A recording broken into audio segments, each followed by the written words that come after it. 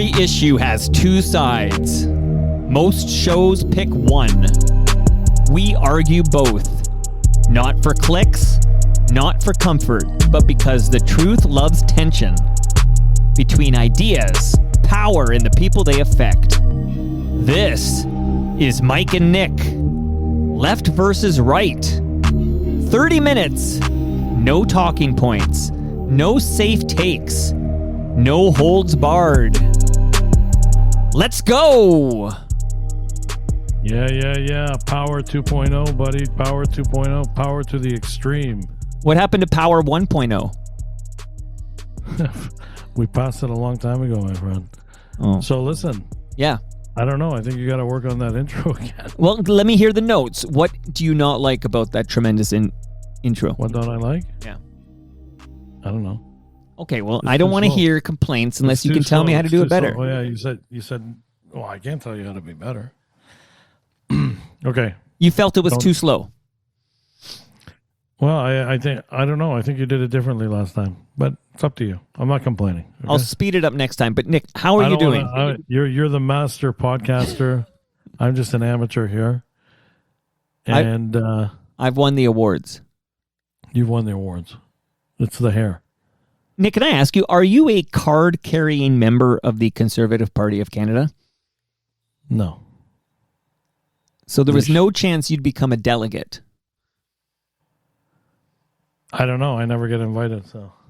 Well, I think you have to pay money and become a member, and then they vote on the delegates for each riding, I think, because it's only the delegates that can buy a $1,000 ticket and attend the convention in Calgary. Oh, you're getting to that. Well, I'm getting to that because I was curious if you ever considered like becoming a member of the Conservative Party of Canada, and then you could become a delegate. Well, I've become a member and then nothing happens. Nobody calls me. Nobody does anything. It's all like BS. I don't know. Okay, interesting to hear that. Are you a delegate of the Liberal Party of Canada? No, I don't belong to any party because I want to have the freedom to vote for any party on the ballot. I think our politicians are a little bit disappointing, but let's go. I think we gotta get moving here. What do you think?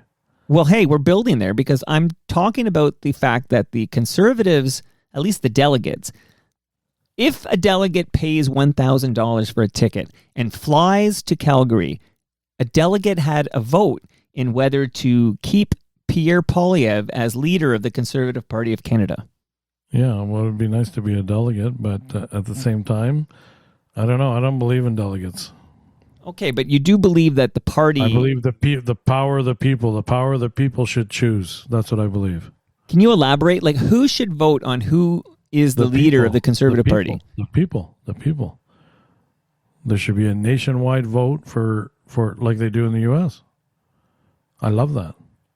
Okay, I'm just trying to follow here, but they choose like they go through the primary process for electing their leaders, and that's how they do it. And the people decide at the end of the day.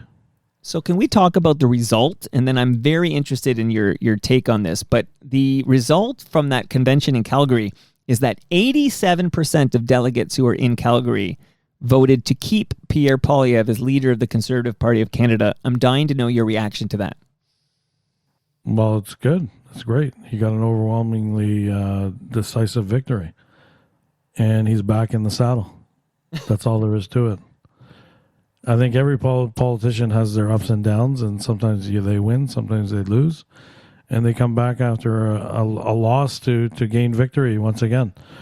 So I'm all I'm all for Pierre Poilievre, and I'm all for him trying to do something different, and I hope he changes slightly his ways for a more hopeful campaign, a more hopeful and visionary campaign, and because there's things that Mark Carney is doing and not doing that are good, and some are bad. Many things are bad. We're going to get to that later on. Okay, we're going to get to that because I have Mark Carney on the agenda today. But before we move beyond the Pierre Poilievre, Mark Carney on line too. Okay, you know what? I hear he's a hell of a hockey player. Did you know that? Mark Carney. I don't believe it. And I just saw that Pierre Poilievre was he probably gets checked on the boards all the time. Okay, but our friend Pierre Poilievre is still learning to skate. So that's where we're at with the hockey talk. Well, that's not that doesn't define a leader. No, it does not. No, it does not. But I do want to know. We have to judge ourselves by, sports and hockey and this and that. And that's not what we're judging our politicians on. We're judging them on policy and effectiveness. Well, I was kidding about the hockey talk, but I am curious. How you brought it up. What changes do you think Pierre Poilievre needs to make in order to become Prime Minister of Canada? Well, I think he has to bring solutions to the table. I think he's, I don't know if this is a game that he's playing, but he wants to work with the Liberal government. Probably it's some game. But I think he's just got to have a more hopeful vision, not to be the anti-candidate or the anti-policy leader. He's got to be a leader with a vision. And he has to define himself differently, and I think he's got to sort of grow a little bit in terms of his credibility, maybe internationally. Whatever needs to be done, he has to step it up a bit. But he's got the right message in some regards, and I look forward to hearing more from him. Okay, let me ask you a question. So he got this overwhelming vote of confidence. 87% of the delegates in attendance in Calgary say, hey, Pierre Poilievre, we want you to lead us into the next election.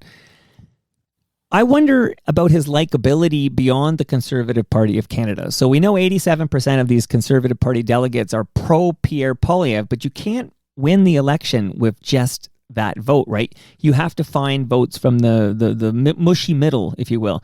Do you think Pierre Poilievre is likable enough that he can get people to swing their vote from Mark Carney to Pierre Poilievre? I think he's a likable guy for sure. Yeah. And what do you think about the overwhelming victory from Pierre Poilievre? I think it's a victory for Mark Carney. I think there was a champagne being popped at Liberal headquarters when Poilievre got that 87%. We'll see. I don't think so. I think and that leads to the other great leader, Stephen Harper. And he had a few things to say about U.S. relations and had some ideas on their own. And I think it was nice to see him. He was a great leader. Well, hey, since you brought up... who else I liked? He was interviewed. He had I think he had a sit-down or a fireside chat with Jean Chretien, which is another guy I kind of like, except he's a liberal. Well, can I set up the Stephen Harper segment with about a minute of audio that I pulled for this episode of Mike versus Nick? Here we go. I love it. As former Prime Minister Stephen Harper reflects on the 20th anniversary of his first government, conversations have repeatedly turned to national unity. We Canadians have no less reason to be nationalists than any other country. Over the past week, Harper has spoken several times about the values of Confederation. We should be proud in who we are as a people and as a nation. Those remarks have come in a sit-down with fellow former PM Jean Chretien on Monday at Tuesday's unveiling of his official portrait and his gala speech Wednesday evening. Harper repeating the importance of working together as a nation as Canada moves forward in a changing world that includes American antagonization. The fact of the matter is that the country's worth preserving, that I think there are costs that are going to have to be paid under the current circumstances to do that, but there's also enormous opportunities. The discussions are happening while a push to initiate a separation referendum in Alberta continues gathering signatures. Multiple signing dates are set across the province in February. What's your thoughts on that little news clip from Global? Wow. Well, I agree with everything he's saying. I wish he was running again. That's all I can say. And, he's a true leader, and he's confident, he's smart. And I wish Mark Carney had more traits like Stephen Harper. Clearly, he doesn't. Okay, well, you want me to bite on that one, but I want to ask you about... Go ahead. Well, Stephen Harper, repeatedly, and it's in that clip there, he talks about how the nation needs to come together at this time. We have a huge threat from the United States of America, for example. And what I see as the big difference between what Harper says and what Poilievre says is Harper is like, this is not the time for division in our country. It's not the time for Alberta separatists. This is not the time for conservative versus liberal. Maybe it's not the time for Mike versus Nick. I don't know. But I can tell you that Pierre Poilievre is all about polarization. Just whatever Carney does, it's the worst thing ever. Whatever he says in Davos, that was a terrible thing to say. And I feel like this is not the time. I agreed with him too, right? In the last segment. Carney. So there's, I think that we need to be unified on the issues. But do you think Poilievre agrees with Harper on that? Well, I mean, he's not. Unfortunately, Stephen Harper is not in government anymore. But what I was saying is we have to be unified on the issues. Like, we're unified that this is great. We're Canadians. We have a great country. Those are ideas, right?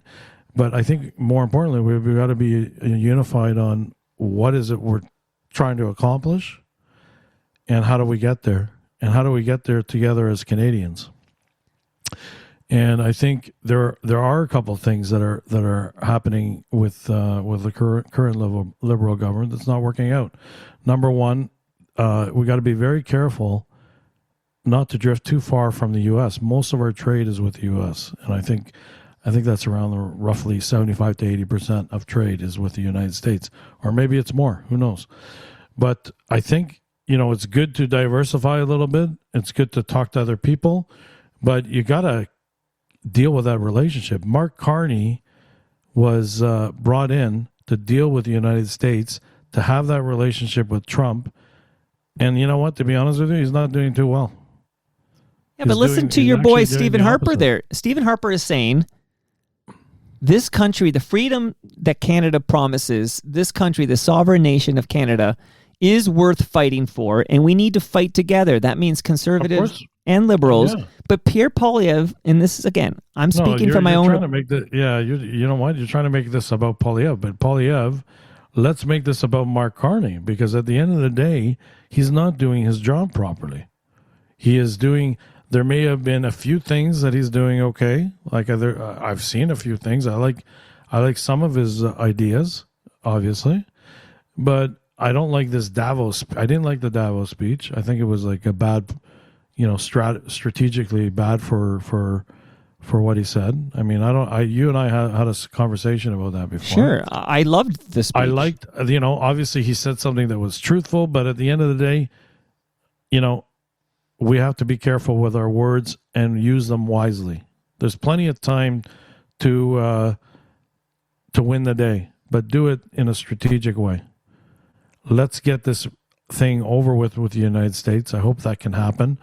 But now I doubt it will happen until we're closer to the USMCA or CUSMA agreement, right? Right. Well, then I'm going to introduce a new name for you. Do you know the name Jamil Javani? I didn't until this week. How's that? Okay, so I can tell you, because I cover, for my podcast, I do a lot of radio talk, and I cover radio, and I can tell you this gentleman was a talk show host on CFRB 1010 News Talk. Oh, wow. Is he a good talker? Well, I didn't actually hear him because I don't listen to a lot of conservative AM talk radio, but I understand he was fired, and he filed he got fired by Bell Media.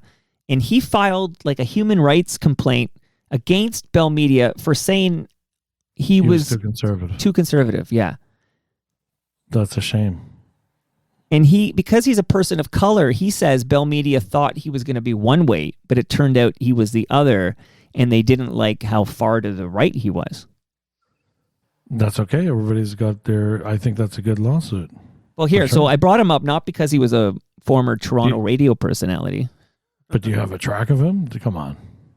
I don't have any Jamil Javani right now, but I do have the knowledge that he was elected as MP, so he's a member of Parliament in the Conservative Party of Canada. Yeah, in the Durham region there. And he's very good friends, personal friends with J.D. Vance. Did you know this? Yeah. I heard all this week. It's pretty exciting. So what do you know about this? Because all I know is that he went down to enemy territory to talk about trade. Well, you can't think about it as enemy territory. We can't just think enemy territory. You don't think you don't think we're in a trade war right now with the tariffs and the threats? Yeah, we are. It doesn't matter. Just go and do your job. I think they should be sending more people from Canada over there. Well, let me ask you this: he's not a member of the the ruling party in this country, so no, that's okay. That's good. Do you think get you know what? There's a guy who knows JD Vance, and if he can get in here, I would. If I was Prime Minister, I'd call him up.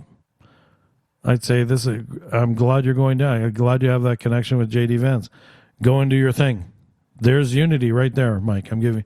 Yeah, but I have it on good authority, Nick. As you know, I've been doing some digging, talking to some experts. That Jamil Javani, I don't think he's particularly tight with Pierre Poilievre. Okay, I'm saying I feel I'm saying in the future we're talking in February 2026. I think that should there be another election, and eventually there will be, if there's another loss for Pierre Poilievre, if Mark Carney wins the next federal election, Jamil Javani's going for the leadership. Bingo. We're like far away from something like that, and good luck. All right. Well, I'm just telling you what my crystal ball is showing. I doubt it'll ever happen. But I think Is that the reason he went down there to say that I'm going to run for? No. But he is. I'm going to become the 51st state. He's out of bounds, right? Like to me, and I know he does. I understand this is all cleared by Mark Carney. Like he's not doing this without talking to the Prime Minister. But it is a unique situation where a member of the opposing party is going down to hold talks about our trade war. I think parties do that all the time. You'll find that from time to time. Even Nixon was trying to prevent the peace deal with Vietnam. So he can win the election, or hold off onto it so he can win the election. So there's a lot of little backdoor deals happening all the time, and I don't really know what the purpose of him going down there was. Maybe it was. I thought it was under the conservative blessing. Was it, or do you know? I don't know, but I know that Mark Carney was aware of these talks. So I don't know about the conservative side, but I think what he's doing is I think he's positioning himself as sort of an international player, because that way the Conservative Party will see him as an electable future leader of that Conservative Party of Canada. Well, I'd say good luck to that. You will concur. I'm going to ask you a pointed question, Nick. He went down to the U.S., big deal. I mean, I hope, first of all, I wish both of us would know. Why did he go down there? Do you know? I think he wanted to talk to some of the powers that be about this trade negotiation. Okay, good. Which is good, except he's not a member of the Liberal Party of Canada. So it is unique and it is interesting. And I wonder if you think on any level it's encroachment. Is he out of bounds? No. I mean, what we should be doing is anybody who has some connections down there should be going down there and helping out Canada wherever we can. Let's hope it was for the good of the country. If it's for the good of the country, honestly, do you really care if it's for the good of the country? Well, no, I want to make sure we're all rowing in the same direction. Well, like I said, does it? But I guess you didn't answer my question, though. Ask it again, and then I got one for you. What was your question exactly? Forget it. You just said you just had your saying ready, rowing in the right direction. Well, I mean, if it's for the good of the country, do you care? I care about this country being unified in what we're doing and what we're seeking. Okay, but a guy knows JD Vance. He went down there. Like I said, perhaps maybe you and I can dig up that. We can talk about it next show. But if he had good intentions to go down there, and if it's for the good of the country, and there's a message for Canadians that that we're going to make a deal or something's going to happen, something positive might happen, I think there's nothing wrong with it. We can't be so sensitive and say, oh, this guy's going down there. I'm the Prime Minister. He's supposed to be the Prime Minister of Canada, right? Well, we're going to close with some further talk about the Prime Minister, but I have a very pointed question for you, Nick Aienis. Sure, go ahead. Eventually, when there is an election in this country, should Pierre Poilievre lose to Mark Carney. Is that the end of Pierre Poilievre's career as leader of the Conservative Party? It could be. Could be. I can't imagine they'd keep him around if he loses yet another election. It could be, but I mean, we also have to have someone else to step in the ranks. Well, I think that's Jamil Javani ready to go. You're saying it's Jamil. The people have to decide at the end of the day, or well, just the delegates. Yeah, well, the people. You keep talking about the people, but it's only. Yeah, there you go. So you see, it's not the people; it's the delegates. It's the delegates, and only delegates again. What a shame! Only delegates that pay out of their own pocket. They pay $1,000 and they travel to Calgary. Isn't that disgusting? What a shame! The people should always decide. That's what I say. Well, the people decide who's prime minister. But, the people don't necessarily need to decide who's the leader of a party. Who's the leader? We should decide who the leader is. There's a lot of conservatives out there who want to decide who the leader is. So you're saying as long as you're a member of the Conservative Party of Canada, you should have a vote on the leader? Yes. That's exactly what I'm saying. And that's what happens in the U.S. too. But what about the bad actors who want the weakest leader? Because I mentioned that they were popping champagne in Mark Carney's office when Pierre Poilievre got his 87%. I just wonder about, bad actors who actually want the Liberal Party to win and cast a vote for Pierre Poilievre. Well, I mean, those are not... they have to be registered conservatives, I would say. Okay, well, there's always something greasy there. Yeah, there could be. All right, speaking of greasy... On Monday... I don't like your tone today, Mike. I think I'm taking a... Well, normally we're in the same room, but you can't beat me up when we're remote, so I feel safer. It's hard. It's hard, yeah. You can't put me in a headlock. Okay, this was Monday. Okay, what's next? I'm telling you right now, on Monday, Mark Carney, Prime Minister of Canada, in case you forgot, he announced a 25% hike to the GST credit to help lower-income consumers deal with the high cost of groceries. Were you aware of this? He's calling it the Canada Groceries and Essentials Benefit. It's such BS. Bullshit. Tell me why. It's not helping people. What about all the other people? What about middle-class people who are paying a lot of money for groceries too? Okay, but the poorer people, the lower-income families need it more than the middle class, How about this? How about say... Why are groceries so high? Why not bring in all the experts and say, what are we going to do about this? It's got to stop. We need to find a way. What is it that we have to do to make groceries prices lower? If they say nothing, then you know what you do? Bring in a whole bunch of other independent grocers in Canada and let the market compete with each other. That'll bring down prices for sure. I have a little more info. Make a tax benefit and say, hey, you know what? You come to our country and you set up a grocery store chain. If you're from the U.S. or wherever you're from, we're going to give you 5 years tax free. So you think even though we know there was price fixing on bread, for example, and we all got like a little money from Loblaw, you think that competition will bring down grocery prices? Well, I'm not saying it will. You'd have to study what the issue is. But I don't think this is a good... Throwing money at a problem does not fix anything. Okay, a little more detail here, though. You have to go to the root of the problem. A little more detail on what they're branding the Canada Groceries and Essentials It helps benefit. consumers short term, but it doesn't lower shelf prices overall. That's it. This is for 5 years. So it is, what is it? Okay, a one-time payment this year, that's 50% of the credit. And it's peanuts, too. Well, this is what the government says. Hold on here. The government says... A qualifying family of 4 will receive up to $1,890 this year and then about $1,400 every year for the next 4 years. And a single person would get up to $950 this year and about $700 a year for the next 4 years. And, of course, you mentioned this is targeted at families with low and modest incomes, but that is 12 million Canadians. I don't care. I don't care if it's 12 million. Why are we spending money? Why are we using taxpayer money to give to other people? Well, because this is Canada. We're helping. This is what we do. No, that's not why we're going to give money away. That's what we do. Well, only to those who need it. Some money to me and you instead. Well, because we make too much money. Like I feel like what I like about this is it helps the low income earners, the people who need it the most. But it's not solving a problem. Like, you know what? I'm like not like you're. Okay, first of all, you're not rich. I'm not rich. Let's be honest with each other. Okay. Are you paying a lot of money on groceries these days? Big time, yes.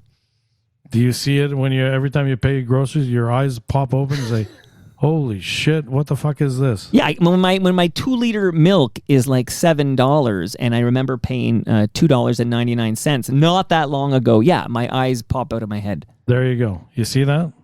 There's the problem. You're not. But Nick, here's the problem. difference. I'm not. But you know what? It's for everybody. You have to fix the problem for everybody. So why is food so expensive these days? That is a great question, and I agree we should look into that and try to resolve that. But in the meantime, I think the lower income assistance with this new benefits plan, I think it's a step in the right direction to help those who need it the most. I disagree. And what you need to do, so listen, I don't mind temporary relief, like you're saying, but you got to also solve the problem. You can't do one and not the other, because you're not helping Canadians that way. There's a lot of people who are like middle class who don't get the benefit that still struggle. And also with gas prices and everything like that. You're cutting me off with the music, I see already. I think I won the argument. I think I won today. Well, here's what I like about this program, Nick. There are no winners. There are no losers. We have civilized discussions from different perspectives. And I got to say, I respect your take on all of this. I respect your opinions. Well, put it this way, Mike. I always enjoy doing it. I think we're not in person. I think it makes a difference when we're in person. Today we're doing it remotely. And this was amazing as usual. What can I say? You're an amazing guy. When I get you back in person, I'm going to give you what Jean Chretien calls the Shawinigan handshake. What is that, a choke? Yeah, remember that protester and he choked him out? He did it. Oh, I loved it. That was one of my favorite days. That got you to vote Liberal, right? That's when I love Jean Chretien, when he does stuff like that. You see, there's a leader. There's a leader. You know what? He's still with us. He's still sharp. Let's bring him back. Yeah, he's not. He's old. I wish Mark Carney was tougher than that. Mark Carney's a little bit of a wuss. I think his elbows are up. I'm a big fan. We'll see where he goes. Down. Let me say this to you, Nick. Next episode of Mike versus Nick, will you be in the studio with me? I aim to please. Nick aims to please. I aim to please. Thank you, Nick Iones. And thank you for listening to Mike and Nick, Left versus Right. Please share, like, and subscribe. See you again in 2 weeks. Yo.